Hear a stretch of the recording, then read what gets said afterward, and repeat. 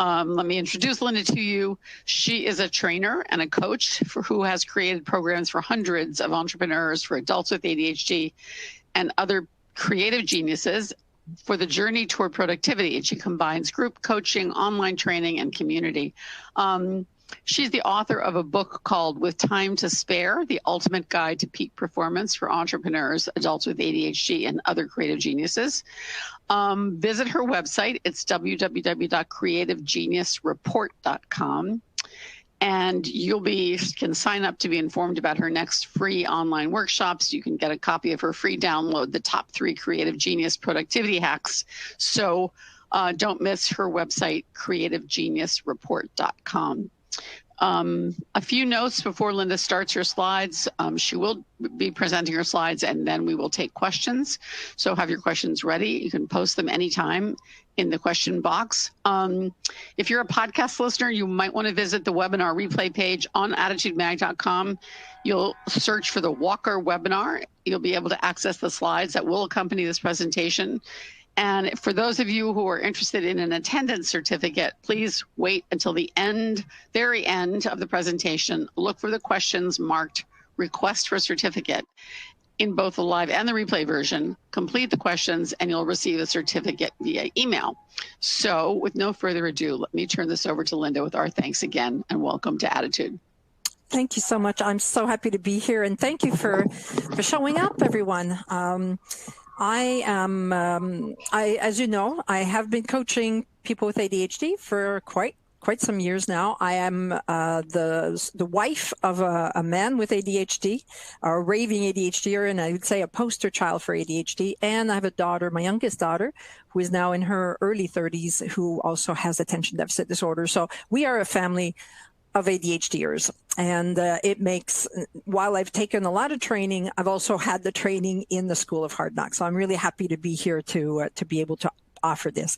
The objectives, basically, we're going to look at what are some of the possible strategies that you can use, hacks that you can use, using your brain to really influence your productivity. So let's get started.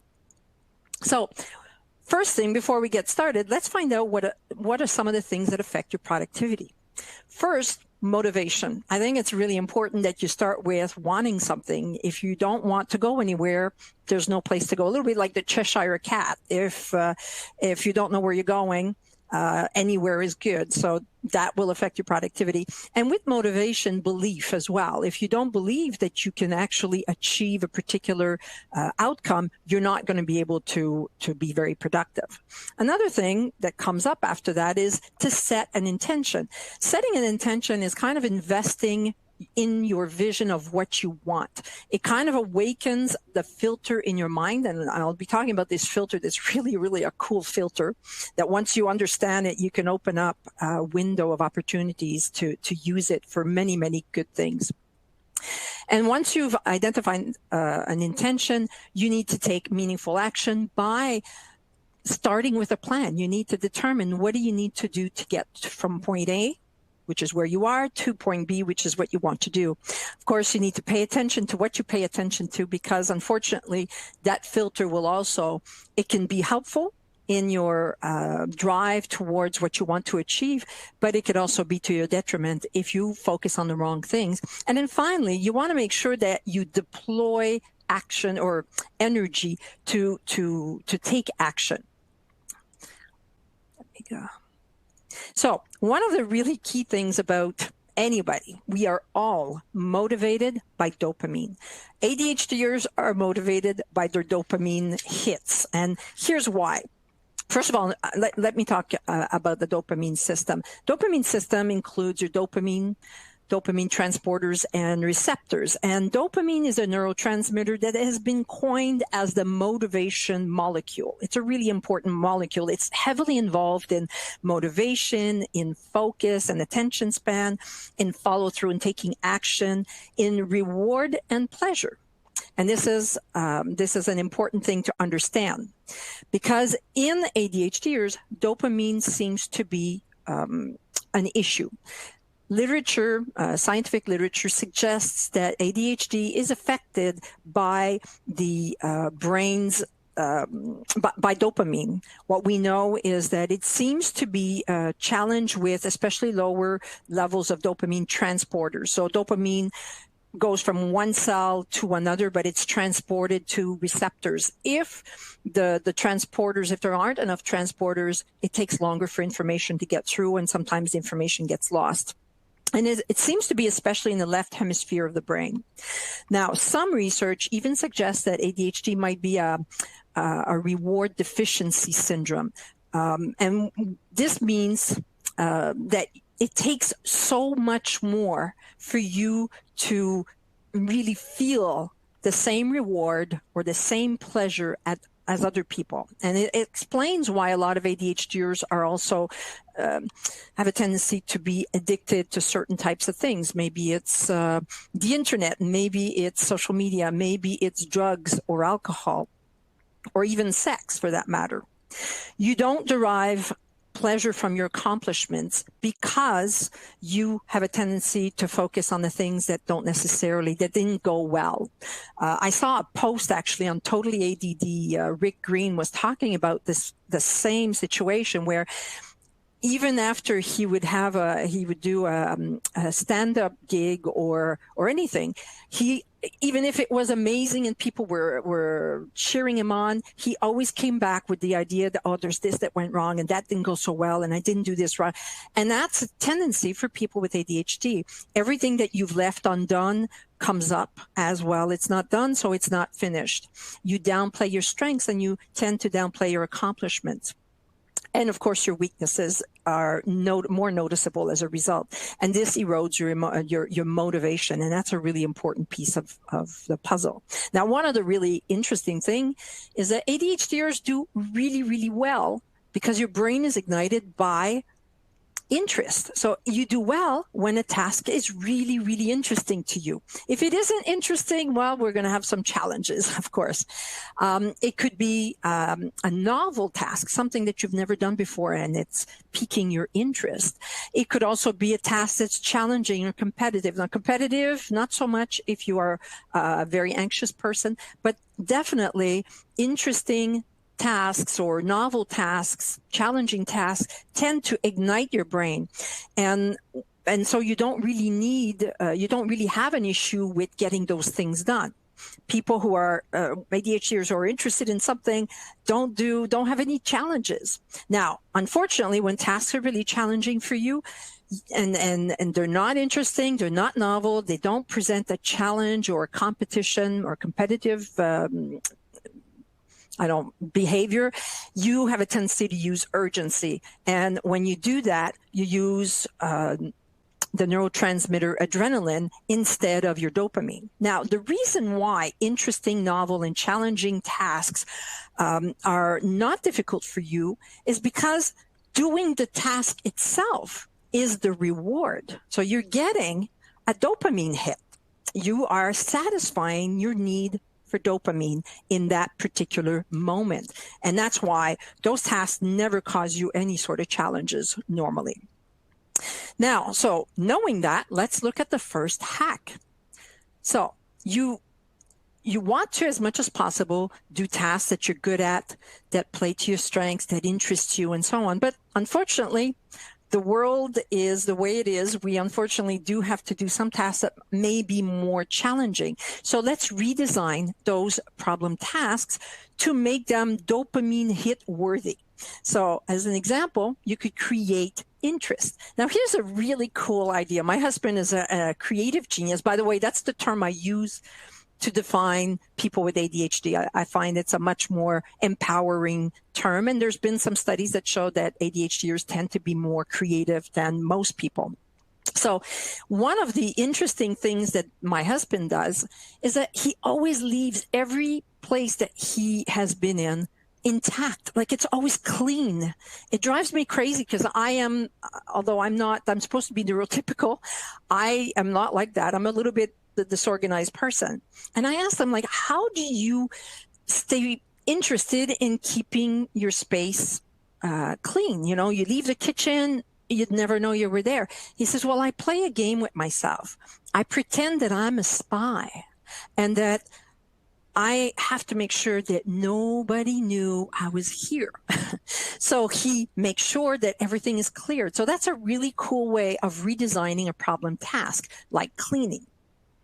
You can make the task more winnable. You could make it so that it's shorter, smaller baby steps. And what that means, how that would look like is this. Instead of cleaning your whole office, I've been in a office cleaning mode in the last few weeks, let's say.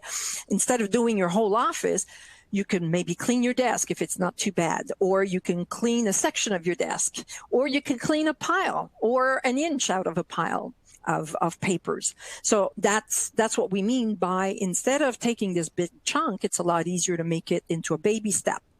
It can also mean, instead of writing a book, sitting down and saying, okay, today I'm going to write a book. I've written a book, and it isn't that easy. So you really do have to determine, okay, well, let's break it down even smaller. Today, I'm going to sit down and determine what are the chapters that I'm going to have in my book. And the next day, you might decide, well, what's going to be in chapter 1? And then the next day, you might just write the intro. So all of these are small steps. And what they do is two things. Number one is they make it a lot less scary to do that task. But the second thing that they do that's really, really cool is they give you very quick dopamine hits. So you get the dopamine hit that you need. The next step is, of course, you can use competition. You can use a timer to determine, okay, I'm going to see how many papers I could get through, or how fast I can get this particular report done. That's one way of doing it. And you could set your timer for 15, 20, 30 minutes, whatever. Or you could do, some of you may have heard of the Pomodoro technique. Pomodoro technique says, well, work for 25 minutes, or you set a timer for 25 minutes and take a break for 5. So I'm good with that, and I'm not so good with that. I don't think the idea of dictating how much time you get to spend on a particular task is up to somebody else. You need to determine, is 15 minutes enough or too much or not enough? Is 30 minutes too much? So you determine how long you want to spend on a task, and then you take a break, 5 or 10 minutes, and you set a timer for the break as well. One extra thing that I would do is I would turn around and or during that break, I would think of, okay, what did I get done just now? What progress did I just make? And in doing that, bang, dopamine hit again.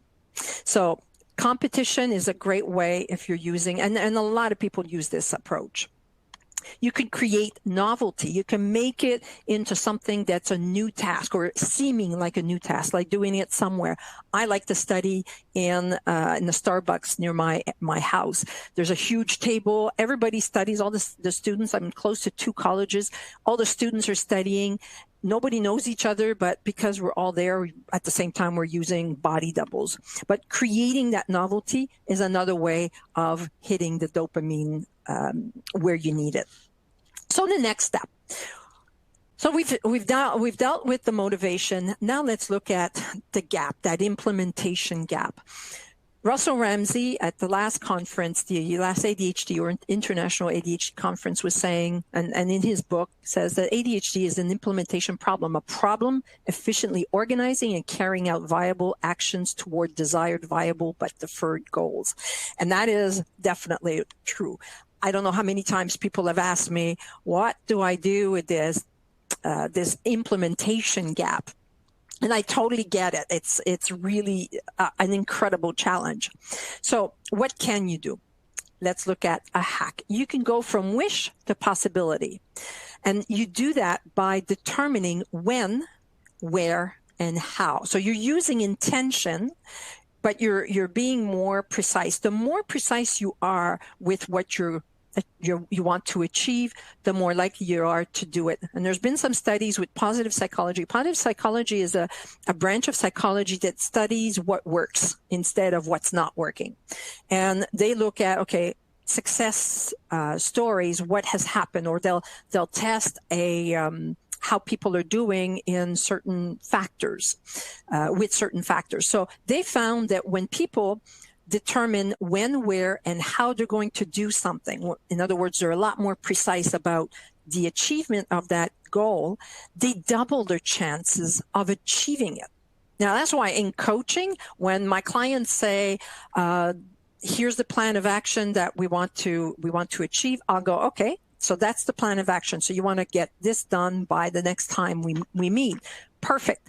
Where are you going to do it? When are you going to do it? How are you going to get it? How are you going to get started, especially? And is it written in your agenda? Because I strongly believe in the idea of using an agenda. Unless you have a life that's really, really simple and it's just getting up in the morning. And you wouldn't be here if that was the kind of life you had. So that's hack number 2.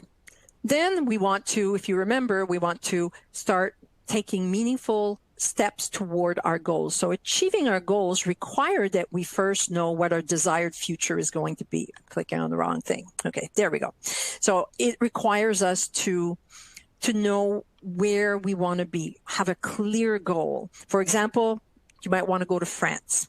Okay, so that's a wish right now. It's just a wish. It's this is where I want to go. This is what I want to do. Maybe it's write a book. Maybe it's play the guitar. Be able to be amazing at playing the guitar.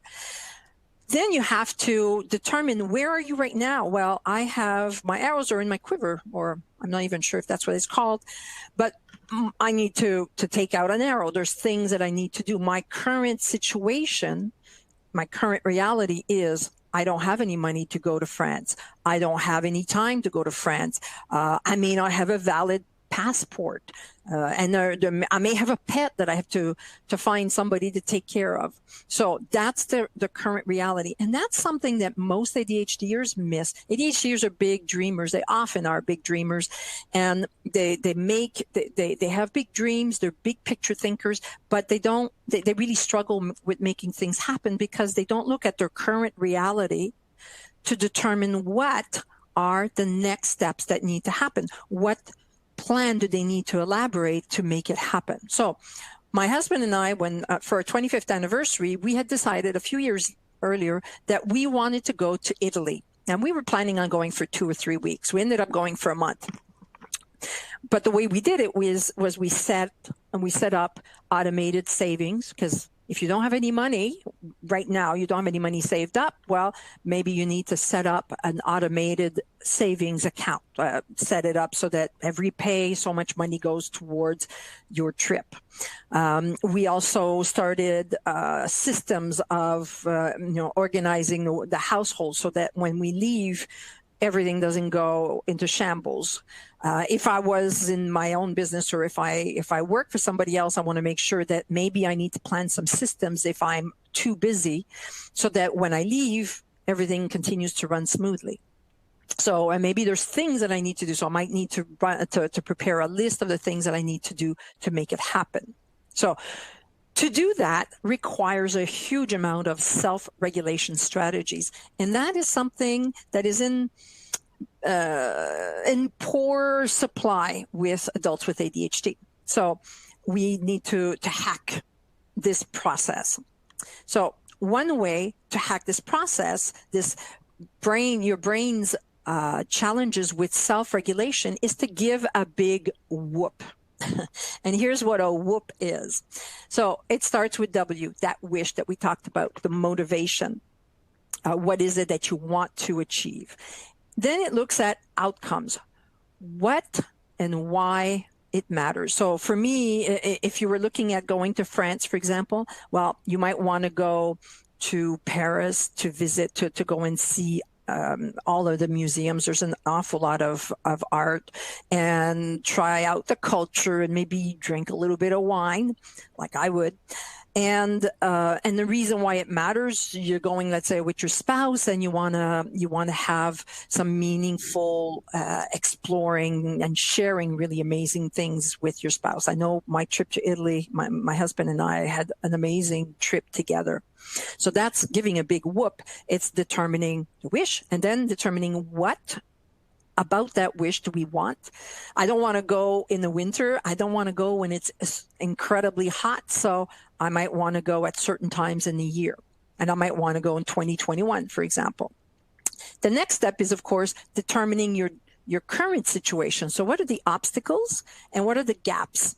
So obstacles and gaps to determine what your obstacles and gaps are. Of course, as I mentioned before, I don't have any time or money, or I don't have a passport and whatever. So identifying those obstacles will help you do the next step, and that's really to put in place a plan. And you could put in place a plan using if-then statements. If this particular obstacle happens, I will use this solution. So I had an example here. So if I don't currently have the money, well, then I will deposit, let's say, $200 per pay automatically into an account so that I don't see that money, I don't spend that money. That's an if-then statement. If-then statements can be used with all kinds of issues. If you're having problems, let's say, as an example, you're trying to achieve a particular goal. You need to prepare a report, but people are always disturbing you. While they're not disturbing you, while you're thinking about it, while you're planning, you say, okay, well, I know that the tendency is for people to come into my office unannounced, okay? And recognize that the challenges or the obstacles that have stopped you in the past from achieving what you want to achieve are almost always the same obstacles that keep on coming back until you create an if-then statement. So let's say that's my challenge. I have people who show up at my door. I was planning to study, or I was planning to work on a particular report. So shows up at my door. If this person shows up, or anybody shows up at my door, I will time out. Whoa, stop. I would love to talk to you, but right now I need to focus on something. So I might need to create a script. I might need to prepare how I'm going to tell them in a nice way that I can't be involved with them right now. I can't help them with whatever it is that they have. Because a lot of people with ADHD will drop everything to solve somebody else's problem. So time out. I'm sorry, I can't work on that right now. I need to focus on what I'm doing right now. Or if you're at home, well, I had planned to do something. It's really important to me. Can we meet at such and such a time? So you set up a meeting and you put it in your agenda and you make sure you show up. So that's an if-then statement that you could use to finally do that last P of giving a big whoop. Next is, one thing that's really important is that what you pay attention to grows. Now, your particular performance at work and in your life could be something that looks like this.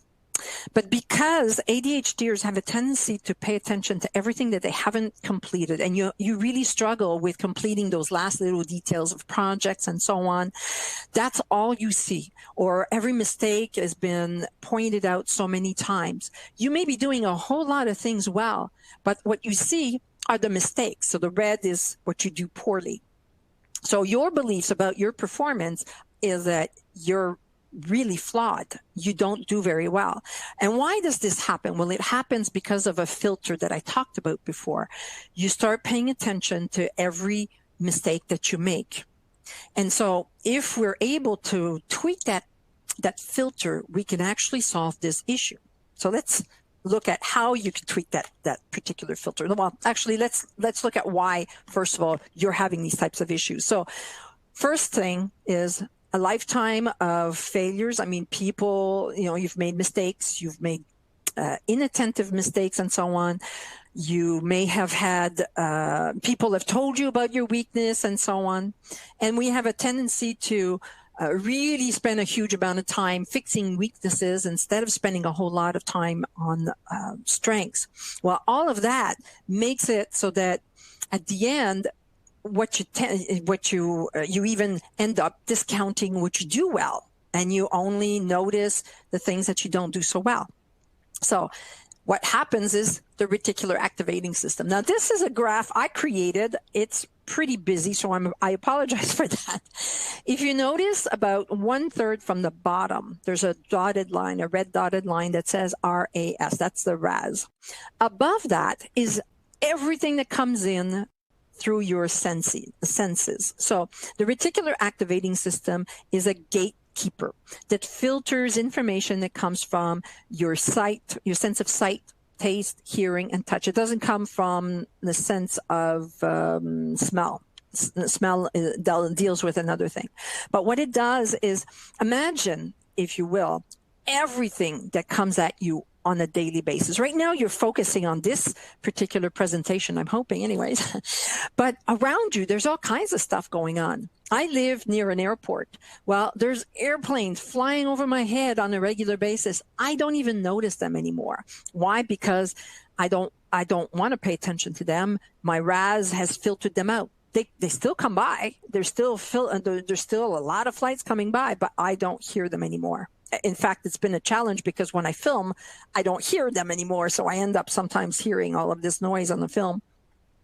But you're getting information from, everything that you see. There's so many things to see. Everything that you hear. So you might be in a room, and here's when your R.A.S is pretty interesting, is that when you could be in a crowded room, there's all kinds of people, and you're talking to someone, and all of a sudden somebody says your name, and like you couldn't hear anybody, but all of a sudden, you heard your name. That's your R.A.S, your reticular activating system that says, hey, somebody just mentioned your name. Listen up. What are they saying about you? That's a tendency. Or you're doing something and something starts hurting. Let's say you feel something on your hand and you look and it's a mosquito. Certainly not at this time of the year. I'm in Canada, so we're covered in snow. There's no mosquitoes. But your reticular activating system also alerts you when there's some danger. Not a huge danger, but when you're in harm's way.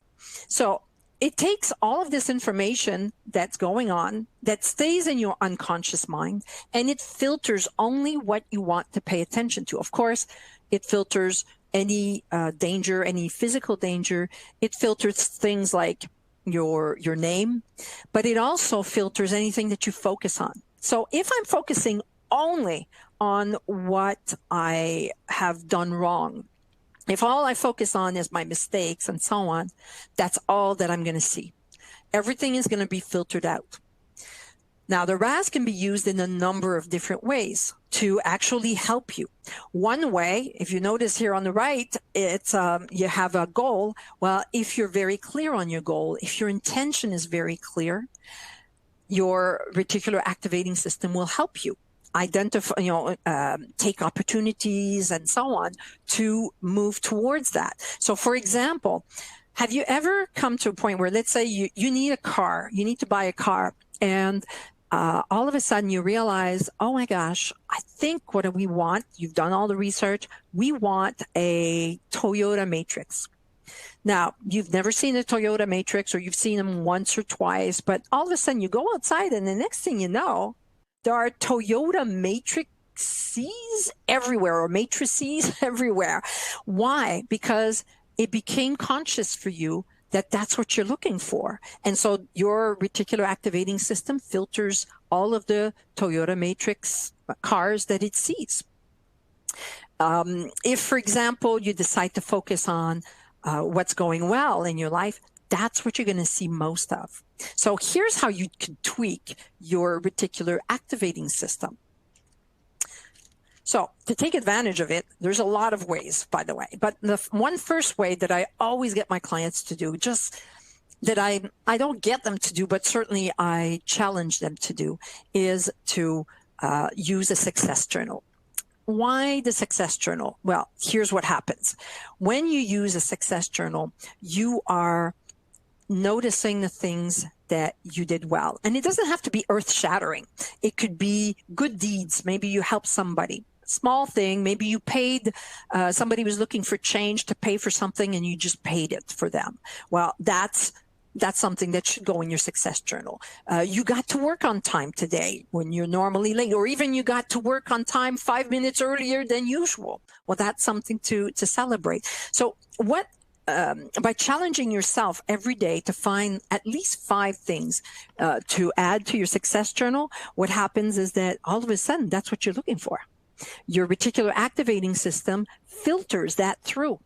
And so you become you get to the point where you can more easily notice all of these things that you're doing well. Now, another way that you can tweak your reticular activating system is by using a gratitude journal. Now, we all have things that go well, and we all have things that don't go so well in our lives. I could tell you that when my husband and I were first married, and for the first 15 years, life was really tough. His ADD was really really challenging. We had financial problems. His job was always on the line because he would just blurt whatever, or he'd quit a job and so on before he had another one. So it made life really, really overwhelming for me. I had to deal with that, and I had 2 little kids, and I was afraid for my kids that we'd end up on the streets or something. So all I could see was all of these problems. If the car broke down, it was the end of the world because we had no money. We were deep in debt. So that's what I noticed, all the things that were going wrong in my life, until somebody got me into looking at what I could be grateful for. And I started noticing the things that I could be grateful for. There's so much. I live in Canada. I live in a country where I don't have to fear that I'm going to be bombed at any moment. I know in the US, some people might say, well, there's all these other things that have happened. But in general, you don't get bombed like people in Syria, for example, do. So it's something to be grateful for. I live in a country where I have an opportunity to do the things that I love to do. I do this business and I love what I do. I'm grateful for, we have a beautiful sunny day today in Montreal. I'm so grateful for that because sun really makes me happy. For the clarity I had this morning when I sat down and I started writing. I'm grateful for my husband's help. So looking for at least 5 things to be grateful for and trying to find at least 1 or 2 new ones every day out of those 5 will activate your reticular activating system to start filtering those things that are going well. And what that does is it improves your mood. And having a good, an improved mood has an impact on your mindset, has an impact on your motivation, and so on. So it really perpetuates itself in a big, big way. Now, there's something else I wanted to tell you about that. It's the same thing with intention. If your intention is really clear, if you're really clear about what you want to do, then your reticular activating system will filter through any opportunity that shows up. So, often we talk about the universe. I think a big part of that is the reticular activating system that's at play. You are clear on what you want in life, and all of a sudden your reticular activating system is noticing opportunities to make that happen. So it's a pretty powerful tool for anybody. So once you clear out your stinking thinking and start having a more balanced view of your life and not seeing yourself as a flawed or broken person, and seeing that you do have a lot to contribute to this world, the next step is, of course, taking action. So you need a plan. And unfortunately, most people struggle with time management. Why? ADHDers struggle with time management because traditional time management is not made for you. It's made for neurotypicals. It's too analytical. It's too one thing at a time type of thing. It's based on lists. So when that doesn't work, and you've tried many different systems, probably, when that doesn't work, what you do is you resort to planning by urgency. Whatever is the most urgent is what gets done first. And urgency could also be what comes in urgently in your inbox. It could be other people's emergencies. They didn't plan well, so now it's the monkey on your back because you're taking that on. And ADHDers have a tendency to do that. They tend to take on other people's problems. They want to be heroes. And there's a lot to be said for that. You get a lot of goodwill out of it. But also, if you're becoming a hero to everybody else, you're not getting the work that you need to get done. The next thing is, of course, you use a to-do list. And unfortunately, your to-do list becomes a to-do book. And again, you may use your email inbox. I find that that's more and more common now. Email becomes what dictates what you're going to do. For people who are rebels, who don't want other people to force them into something, you're actually giving other people the right to dictate what you do on a daily basis, which is not extremely empowering. So that's an important piece of the puzzle. You want to to get away from that. Now, unfortunately, the to-do list has this big problem. It misses a whole lot of information.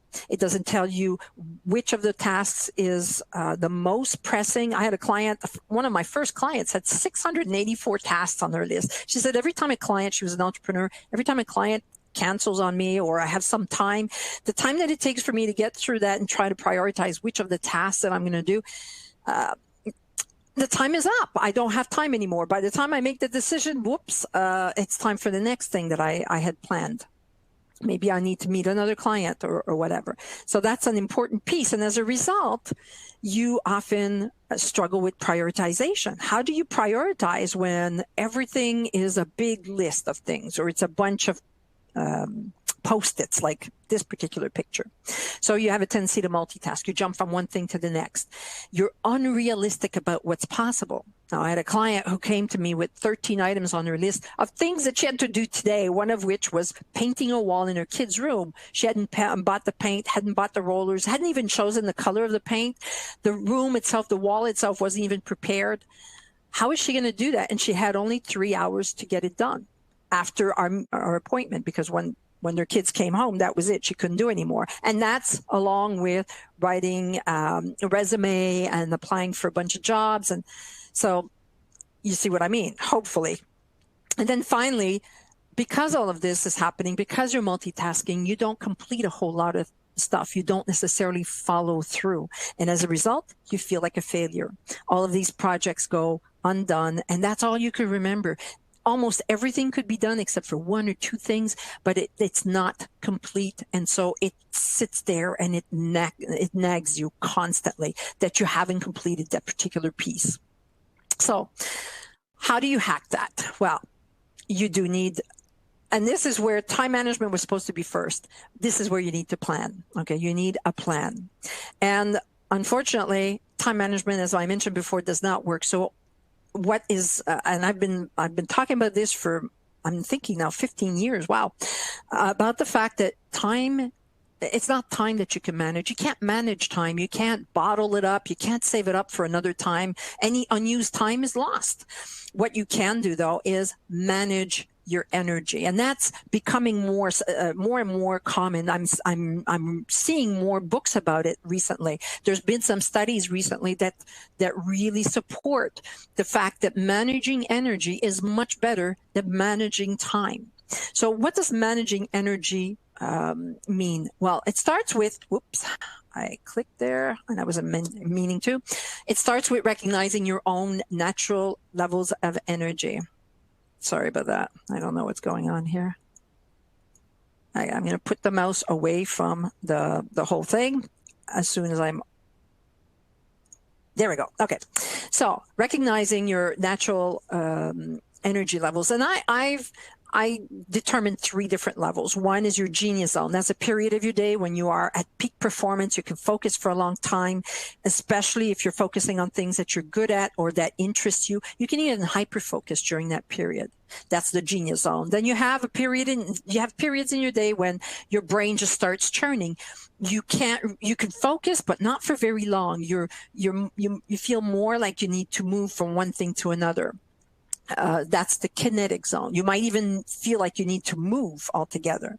And then the last one is the recharge zone. And that's it's periods in your day, because there's usually more than one, when you are wiped.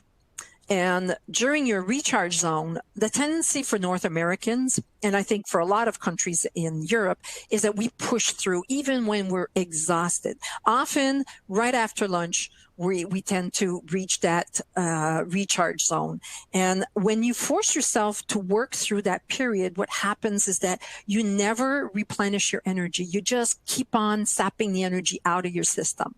So that's not a great thing. So understanding your natural energy levels, and then understanding the type of tasks that you should do at each level, the right level, energy level, is a very powerful way of managing your life. And then, of course, optimizing your mental energy. If you have zero mental energy because you're not taking care of yourself, you're not taking care of your brain, that's also an issue. So those 3 pieces are are things that you need to determine. And now I haven't done this in 2 years. It just so happened this concords with I had offered 2 years ago a 3-part the Focus to Freedom workshop. It's a free workshop where I talk about these. The first of the 3 parts is on the natural, determining what your natural levels of energy are. The second one is on the identifying the types of tasks and what goes well with what. And then the last one is on optimizing that mental energy. That is coming up in March. I had planned to do it last December and things didn't happen. And so March is the go-to. So if you have questions, this is a very long topic. So if you do have questions about this, that's something that you can find out for yourself how to do that in that 3-part Focus to Freedom workshop.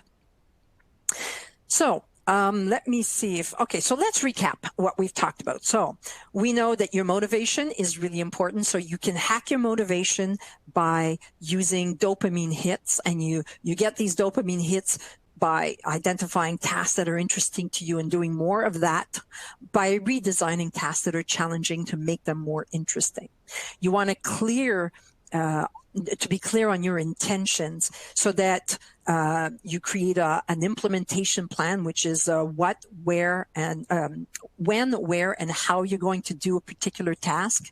And at the same time, by doing that, you're actually activating your reticular activating system. You want to also move beyond wishful thinking by creating a plan of meaningful tasks by giving a big whoop, the wish, the outcome, obstacle, and the plan. And then you want to hack your reticular activating system by making sure that you pay attention to your goals and what you're trying to achieve, but also your strengths, your accomplishments, your good deeds, and what's going well in your life. And finally, you want to make sure that hack time management, it doesn't work for you. Instead, manage your energy. And then once you know how to manage your energy, you can plan. You can plan in an ADD-friendly way. So that is that. Okay. If you wanted more information, Creative Genius, you can like me and like my page at Creative Genius Coach. I'm not the creative genius, it's my clients that are. So I'm a coach to creative geniuses, or you could sign up for the top 3 productivity hacks for creative geniuses at creativegeniusreport.com. So I'm looking forward to questions now.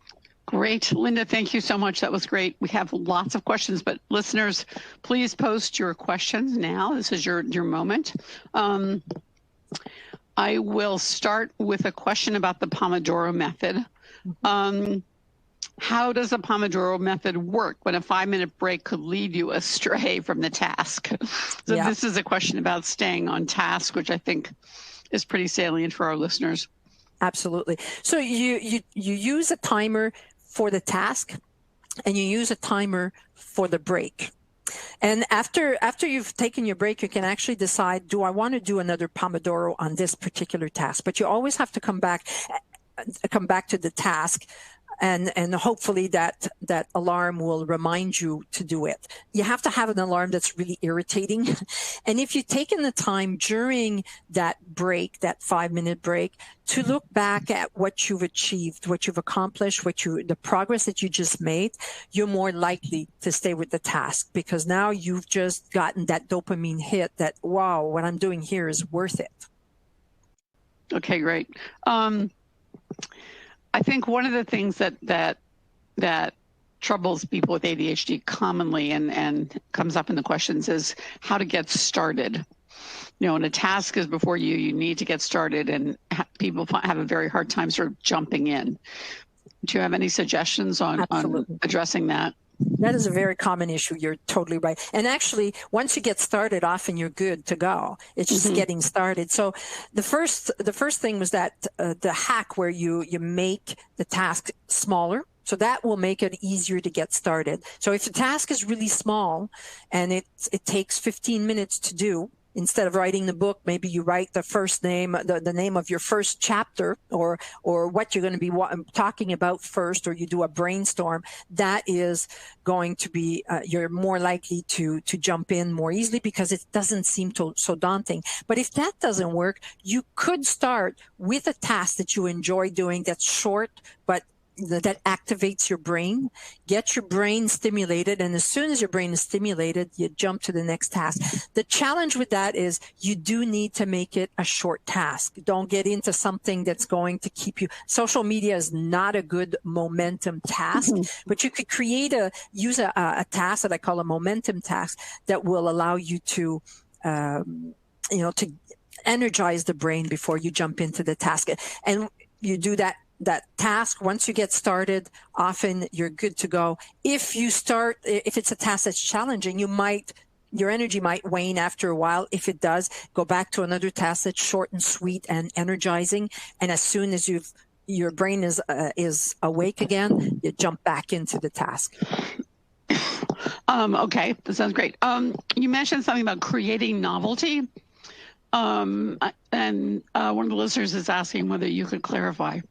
Okay, so creating novelty is just making a task, adding something different to a task. Now, be careful about that, because I'm a strong proponent also of creating systems and routines when there's tasks that need to be redone over and over again. It's much faster to do. It takes less time. However, taking a task that you normally do, I'll give you an example. I had a client who was a professor in university. And one of the challenging things she had to do was to correct assignments. And she really struggled with that. She'd be in her office at home trying to do this, and everything would distract her. So what I had her do was go to a coffee shop and to try there. She went to the coffee shop, and because there's a certain buzz in the room, because it feels more like socializing or something fun that people do, she had no problems getting started. Once she got started, she finished the whole thing. She called me at the end of that. She couldn't believe how fast it had gone and how easily. So creating novelty could be either changing where you do it, how you do it. It could even be changing, I find when I struggle with certain things, or I'm not feeling so well and I need to get something done, I find, oddly enough, doing it in bed, because I never ever work in bed, but sitting down and having a nice coffee and doing it in bed is novelty enough for me. So creating that novelty is just changing something. So I don't know if that helps. Sure, that's great. Yeah.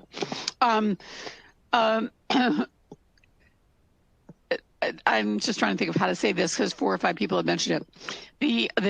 The problem of getting started with great enthusiasm and vigor and a great deal of interest, but then losing interest midway through a task, or maybe even a longer task. How do you keep your interest going when a task is taking, more time than you thought, or it just isn't getting done? How to keep motivated? What one person says: I feel very motivated at the beginning of a project, but it's hard to keep that going. Absolutely. That's a tendency with a lot of people. The first thing that I would say is break it up into smaller pieces so that you get, and actually I didn't mention that, but one of the things that you get from, or maybe I did, I don't know anymore, when you do a small task, when you make a task shorter, you get a dopamine hit much, much faster. You get to see having completed that little bit, and it tends to give you enough energy to move on to the next phase of that same task. So you could take a task and break it up a little bit so that it's not so long, not so daunting. Instead of a whole day of doing something, you could say, well, for the next hour, I'm going to be doing this, or for the next half hour, if that's all you could do of a particular task.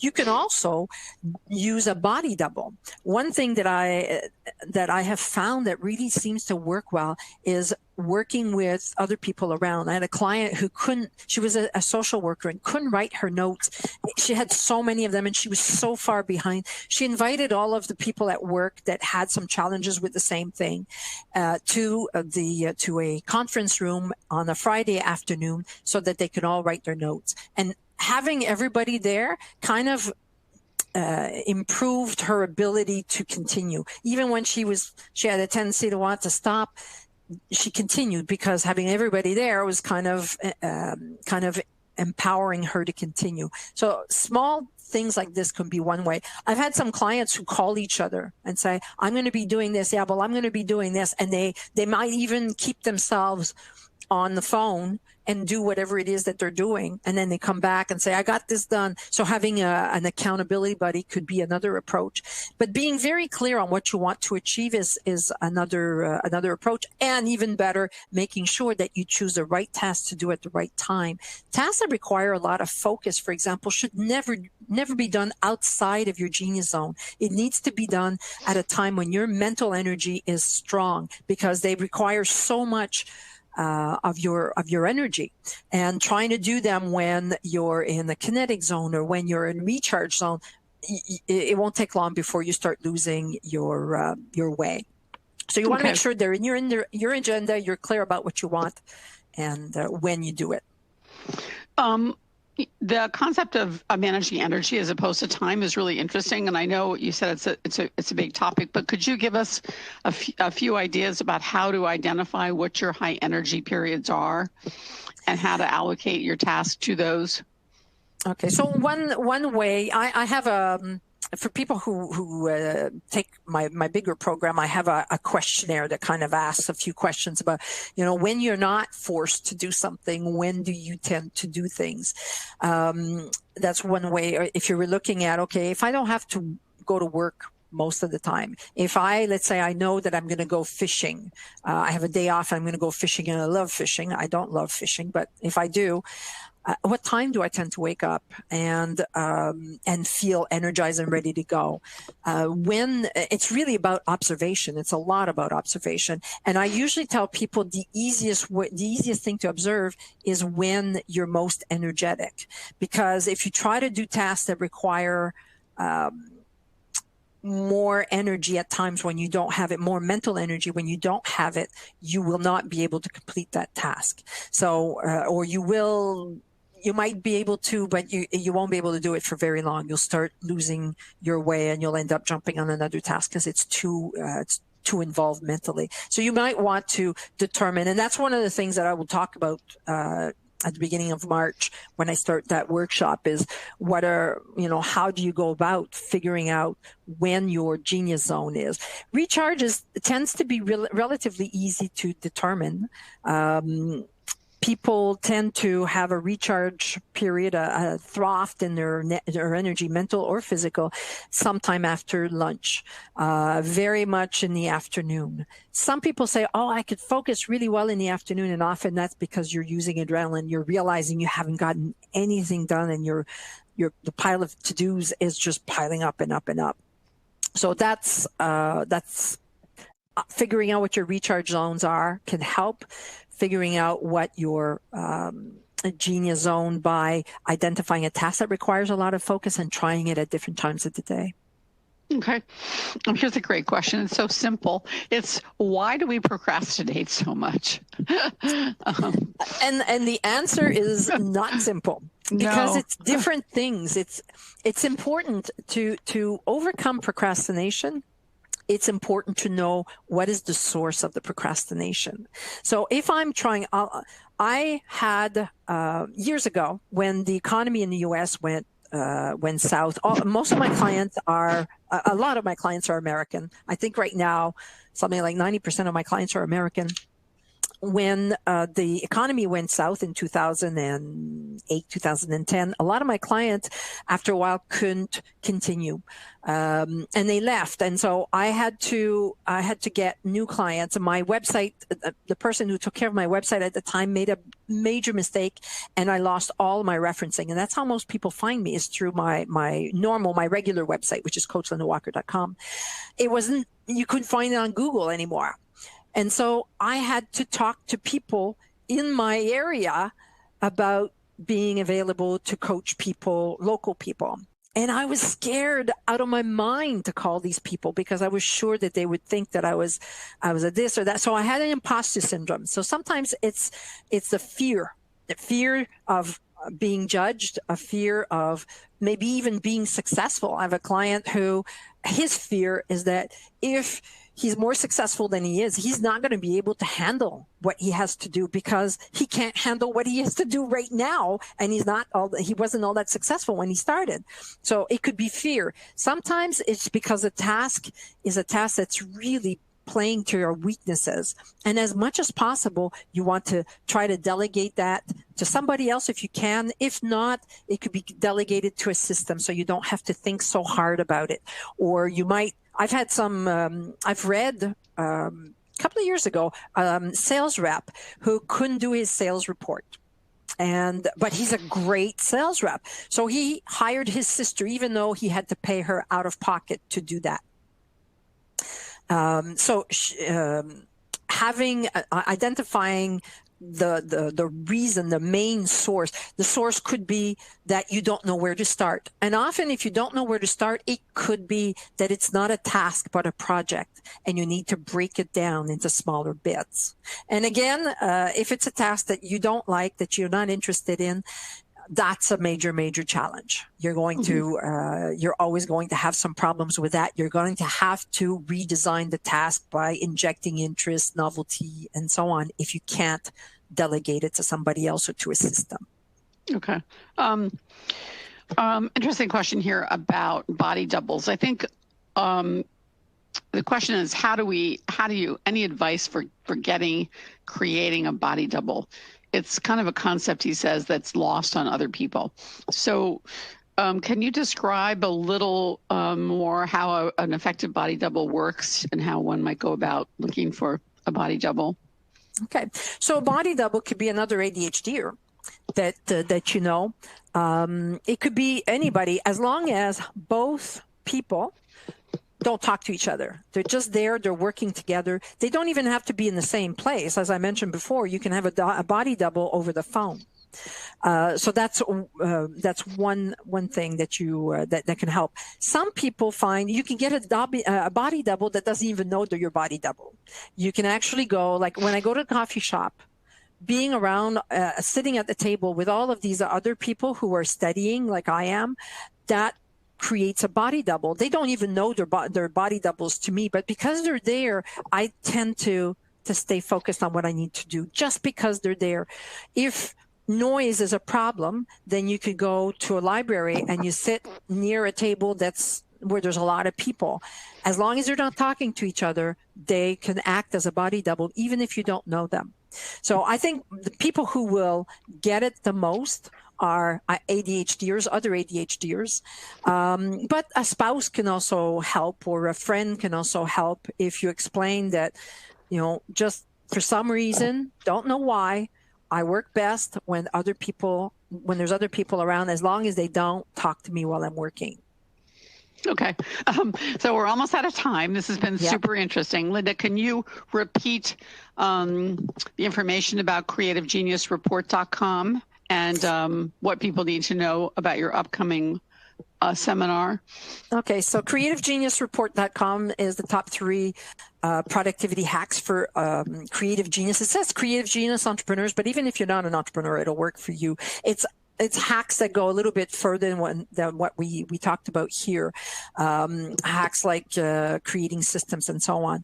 My workshop, which is going to be in March, it was supposed to be in December, and I kept on putting it off because there's all kinds of stuff going on, is going to be, I think I'm launching March 5th is when it's going to be launched. It'll be announced in my newsletter, and you'll be able to sign up at that time, and you will have access to the first video that explains how to determine when what your energy patterns are, and then a few days later you'll be given the opportunity to do the second, and so on.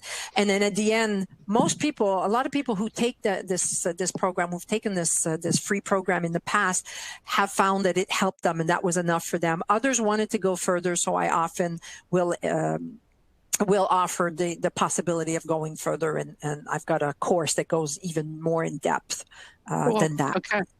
Thank you so much, Linda. This was great.